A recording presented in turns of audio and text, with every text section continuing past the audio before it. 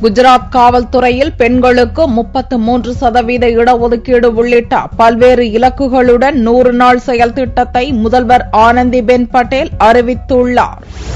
நரேந்திர மோடி பிரதமரான உடனே 100 நாள் செயல் திட்டத்தை அறிவித்தார். மோடிக்கு பின் குஜராத் முதல்வராக பொறுப்பேற்ற ஆனந்திபென் பட்டேலும் மோடியைப் போலவே 100 நாள் செயல் திட்டத்தை செவ்வாயன்று அறிவித்தார். முதல்வராக பொறுப்பேற்று 1 மாதம் நிறைவுறுவதை முன்னிட்டு ஆனந்திபென் அறிவித்த 100 நாள் செயல் திட்டத்துக்கு ஃபாஸ்ட் டிராக் குஜராத் என்று பெயரிடப்பட்டுள்ளது. குஜராத் மாநில போலீஸ் துறையில் பெண்களுக்கு 33% இடங்கள் ஒதுக்கப்படும் என்ற முதல்வர் ஆனந்திபென் பட்டேலின் அறிவிப்பு 100 நாள் செயல் திட்டத்தில் முக்கிய இடம் பிடித்துள்ளது.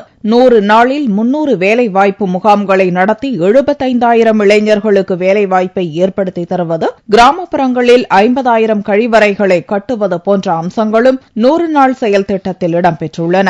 வளர்ச்சியில் நாட்டுக்கே முன்னோடியாக விளங்கும் குஜராத்தில் தனிமனித ஊட்டச்சத்து உணவின் சராசரி விகிதம் தேசிய சராசரியை விட மிகவும் கீழ்நிலையில் உள்ளது. இந்நிலையை மேம்படுத்தவும் திட்டங்கள் அறிவிக்கப்பட்டுள்ளன. காவல்துறையில் பெண்களுக்கு 33% ஒதுக்கீடு என்ற ஆனந்திபென் பட்டேலின் திட்டத்தை காங்கிரஸ் கடுமையாக குறை கூறியுள்ளது. இந்த செயல் திட்டத்துக்கு ஒப்புதல் அளிக்க வேண்டிய 230 உறுப்பினர்களை கொண்ட சட்டசபையில் பெண்களின் எண்ணிக்கை 16 தான் என்று காங்கிரஸ் சுட்டிக்காட்டியுள்ளது.